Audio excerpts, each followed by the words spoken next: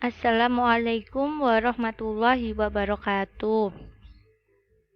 Pada pertemuan kali ini, saya akan menjelaskan tentang risk assessment atau penilaian resiko. Sebelumnya, perkenalkan, nama saya Astri Mulyaningsih, NIM 265 dari kelas akuntansi 5E. Audit proses infocus kali ini, bab ini tuh mempelajari tentang berbagai tahapan audit, yaitu ada tahapan penilaian resiko, tahapan respon resiko, dan tahapan pelaporan. Pada tahap penilaian resiko, hanya fokus pada satu resiko yang paling signifikan, sehingga auditor bisa merencanakan audit dengan tepat. Poin pertama yang akan saya bahas kali ini yaitu tentang tahapan audit. Tahapan audit yang pertama yaitu tentang tahapan penilaian resiko. Yang kedua, tahap respon resiko. Dan yang ketiga, menyimpulkan dan melaporkan audit. Jadi yang pertama saya akan menjelaskan terlebih dahulu apa itu tahap penilaian resiko. Pada tahap penilaian resiko ini, untuk mengoptimalkan efisiensi dan efektivitas saat melakukan audit. Ada 3 elemen dalam tahap penilaian resiko. Yang pertama yaitu pemahaman tentang klien, yaitu untuk mengungkap pihak yang berelasi termasuk perusahaan induk, anak perusahaan, dan asosiasi.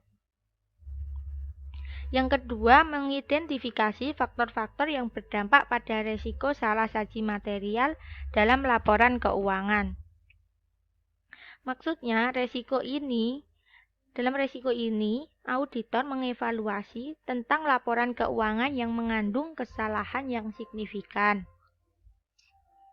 Yang ketiga, pelaksanaan resiko dan penilaian materialistis serta mengembangkan strategi audit.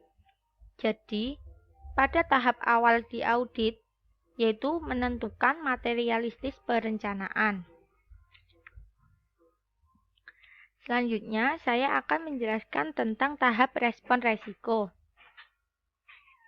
Pada tahap respon resiko, audit melibatkan pengujian rinci atas pengendalian, transaksi, dan saldo akun. Pengujian terperinci ini memberikan bukti yang dibutuhkan auditor ketika menentukan laporan keuangan itu benar dan wajar. Yang ketiga, saya akan menjelaskan tentang menyimpulkan dan melaporkan audit. Pada tahap terakhir audit, yaitu melibatkan penarikan kesimpulan berdasarkan bukti sampai pada opini atau pendapat tentang kebenaran dan kewajaran suatu laporan keuangan. Poin kedua yang akan saya jelaskan yaitu tentang mendapatkan pemahaman tentang klien. Untuk mendapatkan pemahaman tentang klien, auditor akan mempertimbangkan 3 masalah di berbagai tingkat. Yang pertama yaitu tingkat entitas. Pengetahuan tentang entitas diperoleh dengan wawancara personel klien, termasuk pihak yang bertanggung jawab atas tata kelola. Yang kedua yaitu tingkat industri. Auditor mengevaluasi reputasi klien dan tingkat permintaan produk yang dijual atau jasa yang disediakan oleh perusahaan. Pertimbangan yang dilakukan yaitu mengevaluasi reputasi klien dan tingkat dukungan pemerintah untuk perusahaan yang beroperasi, tingkat permintaan produk yang dijual atau jasa yang disediakan oleh perusahaan. Yang ketiga yaitu tingkat ekonomi. Auditor menilai bagaimana faktor tingkat ekonomi mempengaruhi klien. Kemajuan dan penurunan ekonomi, perubahan bunga dan fluktuasi mata uang mempengaruhi perusahaan. Poin selanjutnya yang akan saya jelaskan yaitu tentang resiko penipuan. Pada resiko penipuan, ada dua jenis penipuan. Yang pertama, penipuan pelaporan keuangan, yaitu dengan sengaja salah menyatakan item atau menghilangkan fakta penting dari laporan keuangan.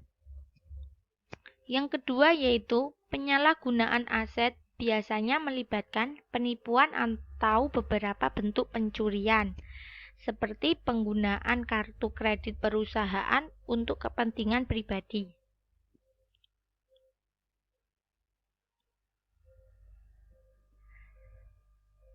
Dalam menilai resiko penipuan, auditor dapat mempertimbangkan intensif dan tekanan untuk melakukan kecurangan, peluang untuk melakukan kecurangan, serta sikap dan rasionalisasi untuk membenarkan suatu kecurangan. Dan sebelumnya saya akan menjelaskan apa saja intensif dan tekanan untuk melakukan kecurangan. Contoh-contoh intensif dan tekanan yang meningkatkan resiko kecurangan. Yang pertama, klien beroperasi dalam industri yang sangat kompetitif.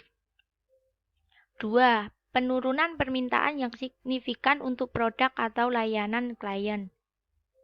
Yang ketiga, tekanan untuk memenuhi ekspektasi pasar. Dan yang keempat, kerugian yang sedang berlangsung. Selanjutnya, tentang peluang untuk melakukan kecurangan. Contoh peluang yang meningkatkan terjadinya kecurangan yang pertama yaitu akun yang mengandalkan estimasi dan penilaian. Yang kedua, mekanisme tata kelola perusahaan yang buruk. Yang ketiga, pergantian staf yang tinggi. Dan yang keempat, volume transaksi yang tinggi menjelang akhir tahun. Selanjutnya yaitu tentang sikap dan rasionalisasi untuk membenarkan suatu kecurangan. Contoh sikap dan rasionalisasi yang digunakan untuk membenarkan kecurangan yang pertama yaitu nada bicara yang buruk dari manajemen senior, fokus yang berlebihan pada keuntungan, penerapan struktur pengendalian internal yang efektif bukan prioritas, dan yang terakhir, sikap yang buruk untuk mematuhi peraturan akuntansi.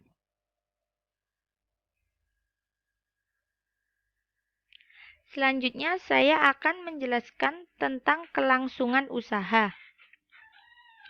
Asumsi kelangsungan usaha dibuat ketika auditor yakin bahwa perusahaan akan tetap menjalankan bisnisnya di masa mendatang.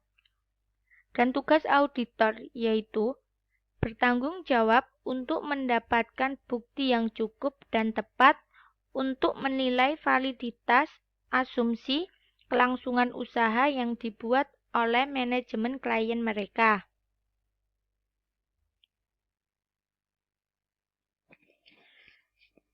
Ada dua konsep dalam menilai kelangsungan usaha. Yang pertama yaitu resiko going concern indikator, di mana kondisi yang menimbulkan keraguan pada asumsi kelangsungan usaha adalah resiko hutang terhadap ekuitas yang signifikan, kedua kerugian yang berkepanjangan, dan yang ketiga hilangnya pelanggan yang signifikan.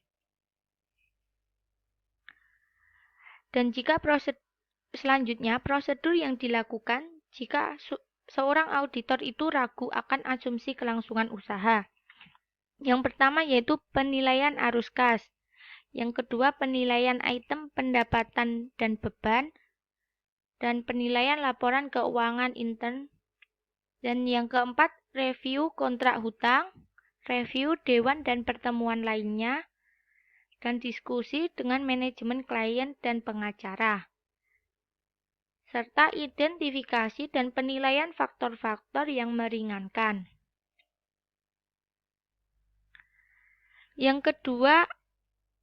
Konsep yang kedua yaitu resiko going concern dalam faktor yang meringankan. Faktor yang meringankan atau mengurangi resiko bahwa asumsi kelangsungan usaha itu diragukan, yaitu surat jaminan dari perusahaan induk dapat dijual untuk menyediakan uang tunai yang dibutuhkan tanpa mengganggu kapasitas operasi perusahaan. Yang ketiga, kemampuan untuk mengumpulkan dana tambahan melalui penjualan saham dan pinjaman. Poin selanjutnya yaitu tata kelola perusahaan menurut ASX. Tata kelola perusahaan terdiri dari aturan, sistem, dan proses dalam perusahaan yang digunakan untuk memandu dan mengontrol, seperti memantau tindakan staf dan menilai tingkat risiko yang dihadapi. Poin selanjutnya yaitu teknologi informasi. Risiko yang terkait dengan teknologi informasi termasuk kesalahan dalam program, kurangnya cadangan dan hilangnya data, serta akses tidak sah dapat terjadi jika ada keamanan yang tidak memadai. Poin yang terakhir yaitu tentang prosedur penutupan. Auditor dapat memeriksa laporan keuangan untuk menilai keakuratan prosedur penutupan klien mereka saat menyiapkan laporan tersebut.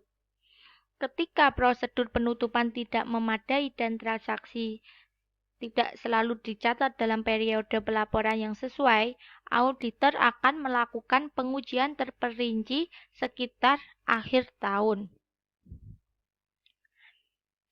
Sekian penjelasan pada pertemuan kali ini yang dapat saya berikan. Terima kasih dan mohon maaf jika ada kekurangan dalam penjelasan. Wassalamualaikum warahmatullahi wabarakatuh.